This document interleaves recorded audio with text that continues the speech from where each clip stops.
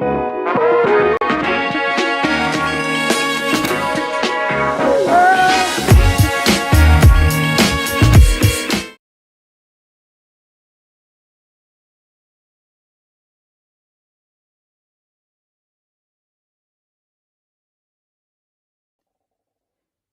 will hear a number of different recordings, and you will have to answer questions on what you hear.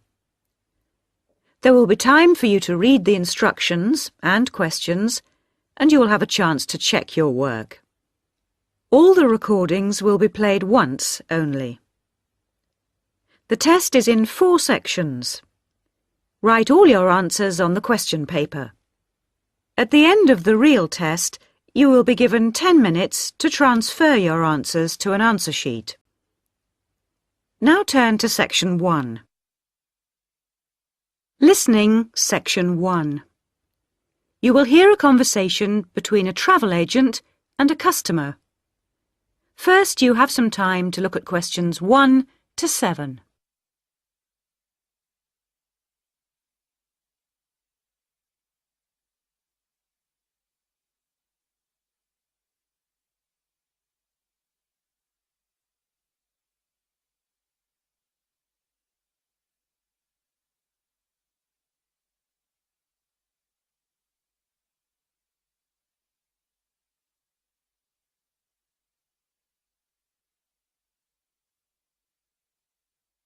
You will see that there is an example that has been done for you. On this occasion only, the conversation relating to this will be played first. Good morning. Can I help you? Yes, I'd like to get some information about trips to New Zealand. Certainly. Take a seat and I'll be right with you. Thanks. Now, where would you like to go in New Zealand? Well, I was hoping to do a bit of travelling around, actually. There are a few things I'd like to see and do before I go back home. Right. One thing I really want to do is go to Christchurch. I have relatives living there that I can stay with, my mother's cousin, and I've heard it's a nice place. The woman says she has relatives living there. So the first activity, visit family, has been circled. Now we shall begin. You should answer the questions as you listen, because you will not hear the recording a second time. Listen carefully and answer questions 1 to 7. Good morning. Can I help you? Yes, I'd like to get some information about trips to New Zealand. Certainly. Take a seat and I'll be right with you. Thanks. Now, where would you like to go in New Zealand? Well, I was hoping to do a bit of travelling around, actually. There are a few things I'd like to see and do before I go back home. Right. One thing I really want to do is go to Christchurch. I have relatives living there that I can stay with, my mother's cousin, and I've heard it's a nice place. Yes, it's a lovely city. And staying with relatives will help with the budget, of course. The budget? It will save you some money. Oh, right. Well, I'm not too worried about that. I've saved quite a bit of money working in Australia. Oh, that's nice. Good for you. Well, you know that New Zealand consists of 2 main islands, the North Island and the South Island, and Christchurch is on the South Island. Is it? I was never very good at geography at school. Do you have a map I could look at? Sure. Here we are. Right, I see. And, well, then I'd also like to spend some time in Auckland, and maybe I could do an English language course there. Can you organise that sort of thing for me? Oh, certainly. We'd be happy to arrange that. But bear in mind that Auckland is in the North Island. OK. And I'd also like to do some skiing or maybe even some snowboarding. I hear New Zealand is a great place for that. Yes, absolutely. But you should go to Auckland first for your studies, and then you can get the ferry across to the South Island and take the bus down to the snow. Oh, I don't like boats very much. I'm not much of a sailor. I think I'd prefer to fly. Right. What about joining a walking tour? That could be really fun. Not sure about walking, but joining a tour might be a good way to travel because then I might make some friends my own age. Now, let's get some details. Can I have your name, please? Yes, it's Su Ming Lee, but you can call me Sue. OK, Sue. And what's your address here in Melbourne? I'm living with my aunt in the suburb of Kew. It's 29 Lock Street. That's L-O-C-H, not L-O-C-K. Do you have a phone number that I can get you on? The best thing would be if I give you my mobile. I always have it on me. It's 0402 558 992. OK. And when do you want to travel? Because you'll need to be down south in July or August. Oh, yes, of course. That's winter, isn't it? So I better go to Auckland in May. Yes, let's say departing from Melbourne on the 1st of May, that's a Saturday, and then you could begin your course on Monday the 3rd. That sounds great. And how long would you like to study for? A month, 2, 3? What do you think? Well, I'll probably need more than a month. What about 8 weeks until the end of June? Fine. I'll see what I can do. Oh, and how would you like to pay for this? On my Visa card, if that's possible. Before you hear the rest of the conversation, you have some time to look at questions 8 to 10.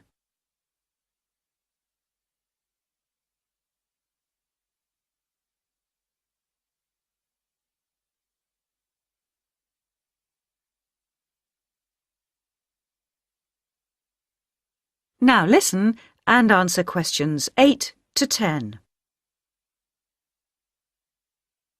Hello, Sue. It's Angelo from Cosmos Travel here.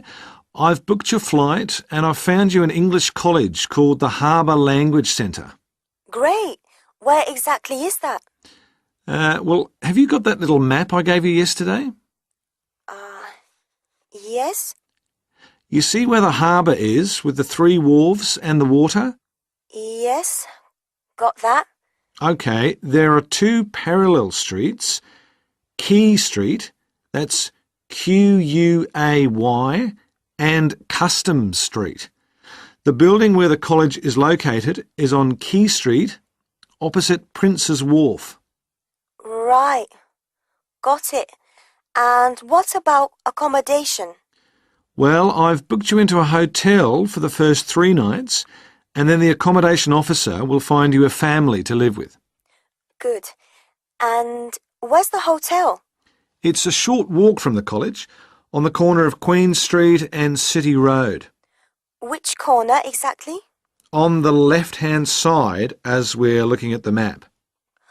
Okay, near the little park. Yes, that's right. And what about a good bookshop? I'm going to need to buy a dictionary and some English books. Yes, well, I believe there's a really good language bookshop on the corner of Customs Street and Queen Street. It's near the college, so that's pretty convenient. Thank you so much. You've been really helpful. That is the end of section 1. You now have half a minute to check your answers.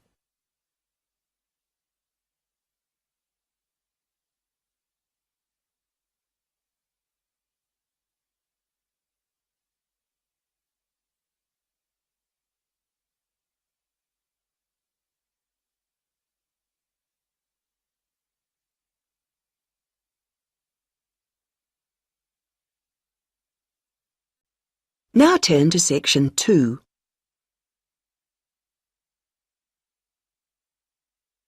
Section 2. You will hear a talk about Runwell, a charity that raises money by organising running races. First, you have some time to look at questions 11 to 17.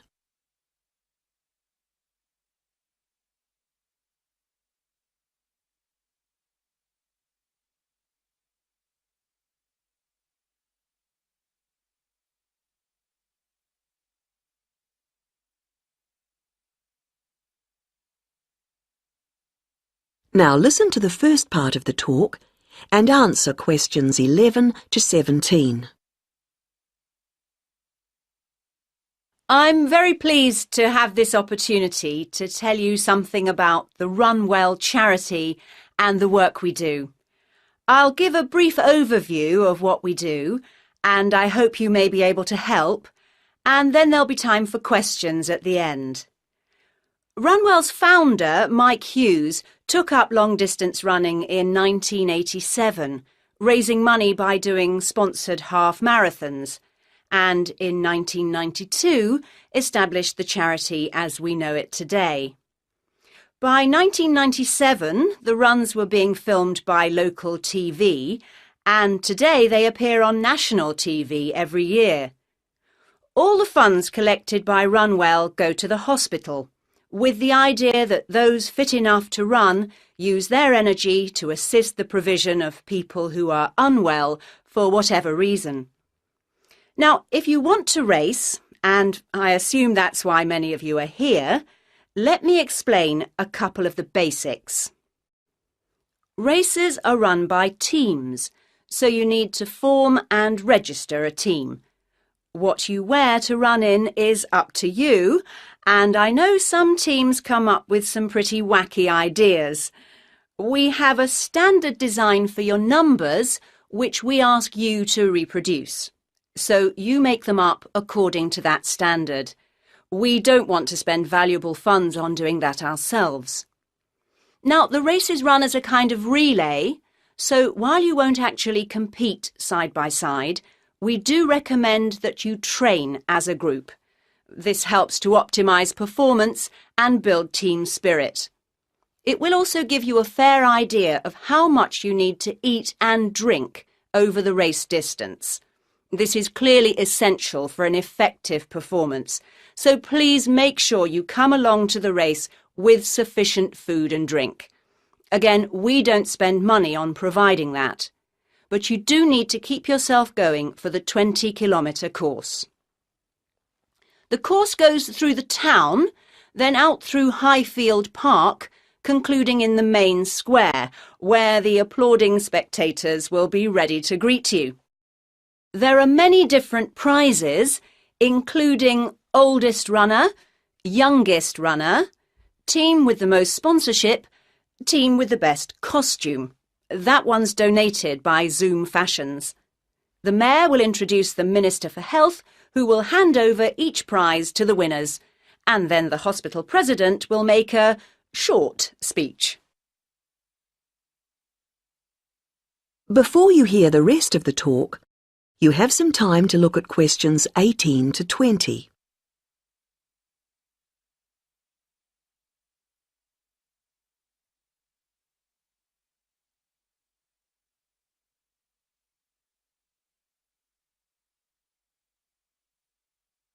Now listen and answer questions 18 to 20. OK, that's the big race. But I know there are many people who don't feel they are up to running a 20-kilometre race, but who would nevertheless like to raise money for Run Well.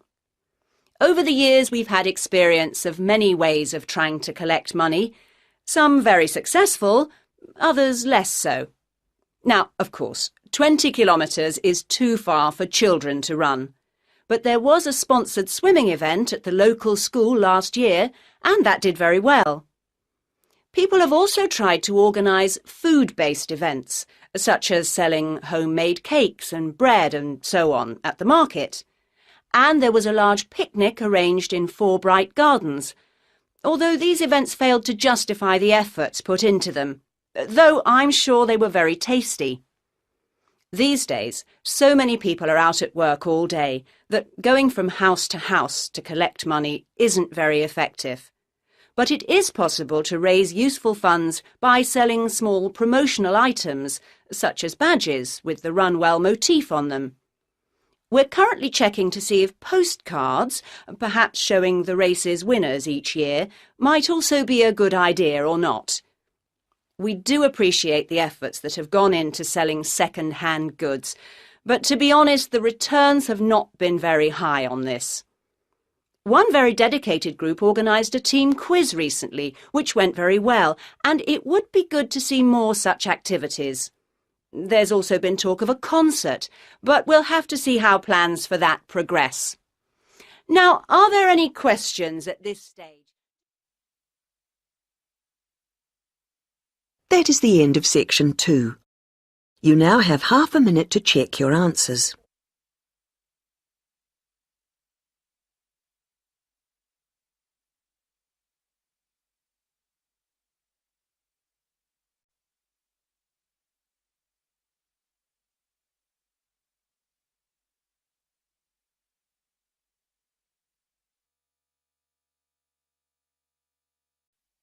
Now turn to Section 3.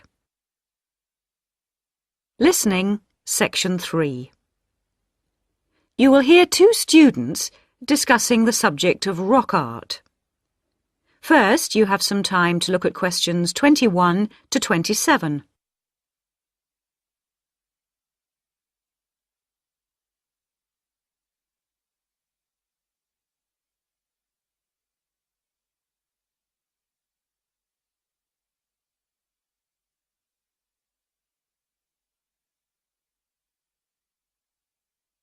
Now listen carefully and answer questions 21 to 27.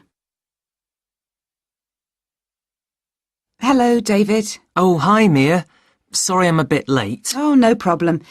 Thanks for agreeing to help me with my assignment today. I really needed to go over it with someone. Sure. You were going to talk about European rock art, weren't you? Yes, the rock drawings in the caves of Lascaux in western France. Oh, fantastic. Over 13,000 years old, I believe. What sort of drawings are they? They're drawings of animals on the whole, but you can also find some human representations, as well as some signs. There are roughly 600 drawings at Lascaux. Really? Were they mostly pictures of bulls? Well, no, actually. The animal most depicted was the horse. Have a look at this graph. It shows the distribution of the different animals. You see, first the horse, and then, after that, a sort of prehistoric bull. Oh, OK. That's interesting, isn't it? And the third most commonly drawn creature was the stag. There were some other animals, but these are the main ones. What are the drawings like? I mean, what sort of style?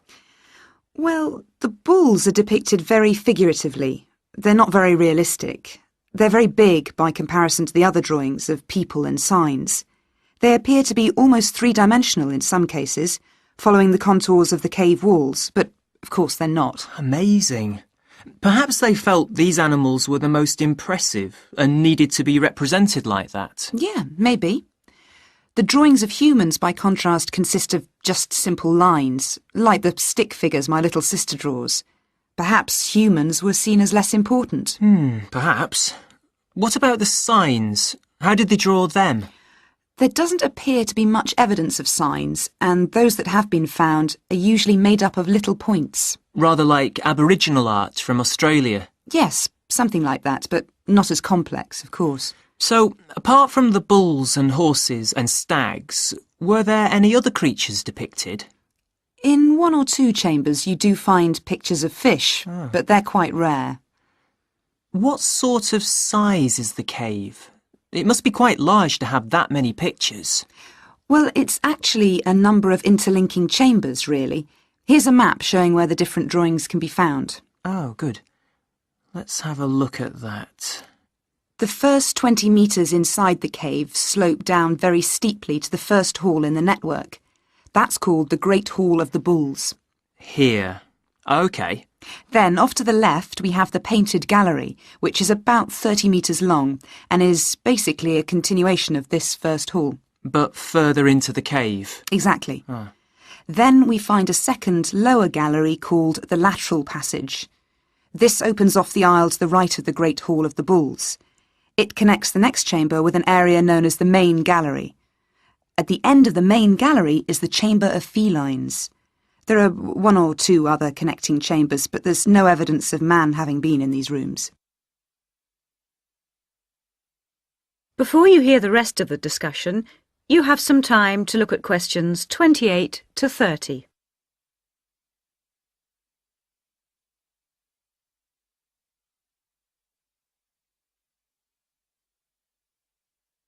Now listen and answer questions 28 to 30. Is the cave open to the public today? Well, no, because after the initial discovery in 1940, it was opened and literally millions of people came through to see the drawings. Then, in the 50s, the experts started to worry about the damage being done to the drawings, and the government finally closed the Lascaux cave in 1963. Is that so? It wasn't really the tourists that were doing the harm, but the fact that after thousands of years, the cave was suddenly open to the atmosphere, and so bacteria and fungi started to destroy the pictures. You need a special permit to enter the cave now, and very few people can get that, unless they're scientists or have some official status. It's a shame, but I can see that they had to do something to protect the cave. So that means you can no longer see this rock art. Well, not exactly. What they've done is recreate the drawings in a man-made cave, which you can visit. Oh, brilliant. Yeah, the authorities decided to reproduce the two best sections of the site, so they've created a life-size copy of the Hall of the Bulls and of the painted gallery. It's just a cement shell, which corresponds in shape to the interior of the original. So now you can visit the caves without actually harming any of the 13,000-year-old paintings. Mm-hmm. That is the end of section 3. You now have half a minute to check your answers.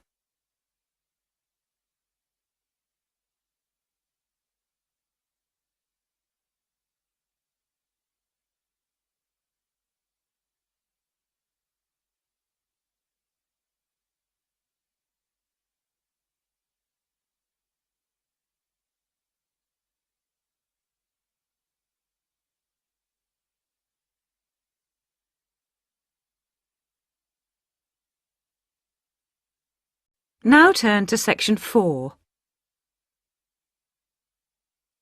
Listening, section 4.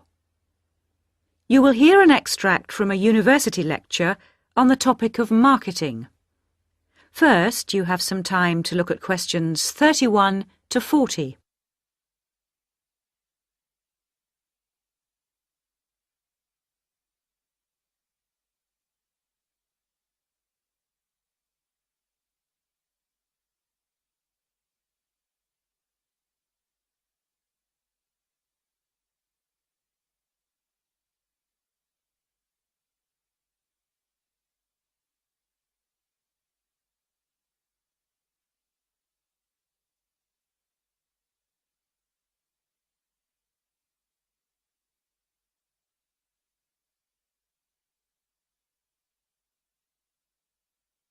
Now listen carefully and answer questions 31 to 40.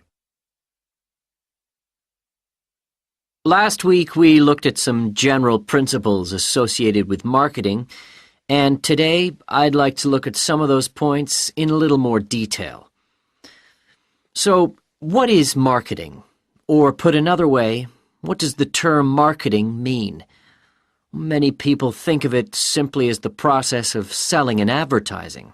And this is hardly surprising when every day we are bombarded with television adverts, mail shots, and telephone sales. But selling and advertising are only two functions of marketing.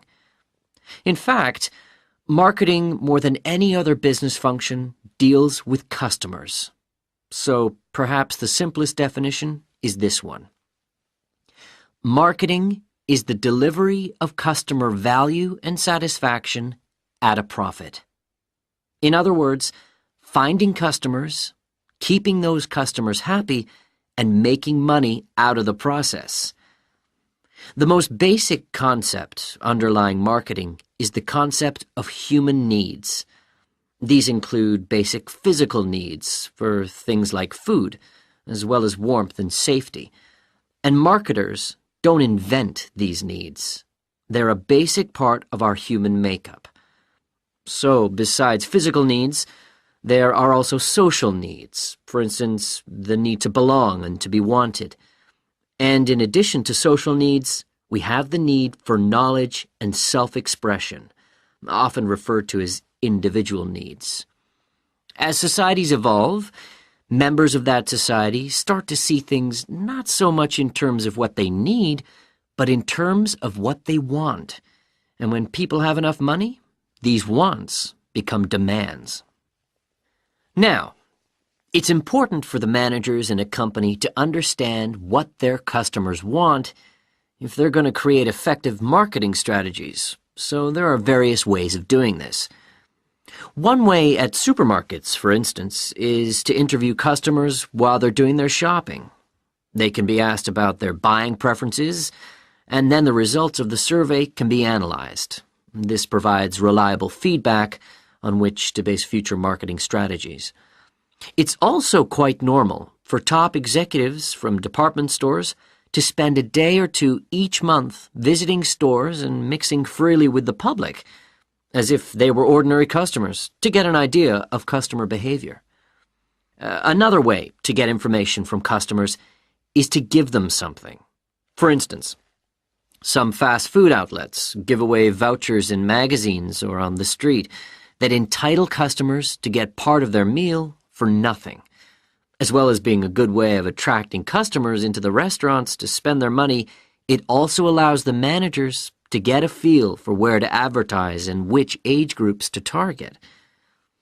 Another strategy employed at some well-known theme parks, such as Disneyland, is for top managers to spend at least one day in their career touring the park dressed as Mickey Mouse or some other cartoon character. This provides them with the perfect opportunity to survey the scene and watch the customers without being noticed. Okay, well, we mentioned customer satisfaction at the beginning of this lecture, and I'd like to return briefly to that as it relates to what we've just been talking about. If the performance of a product falls short of the customer's expectations, the buyer is going to be dissatisfied. In other words, if the product you buy isn't as good as you'd expected, then the chances are you'll be unhappy about it. If, on the other hand, performance matches expectations and the product you buy is as good as you expected, then generally speaking, the buyer is satisfied. But smart companies should aim one step higher. They should aim to delight customers by promising only what they can be sure of delivering and then delivering much more than they promised. So then, if, as sometimes happens, performance is better than expected, the buyer is delighted and is twice as likely to come back to the store. Now, let's move on to look at the role of advertising. That is the end of section 4. You now have half a minute to check your answers.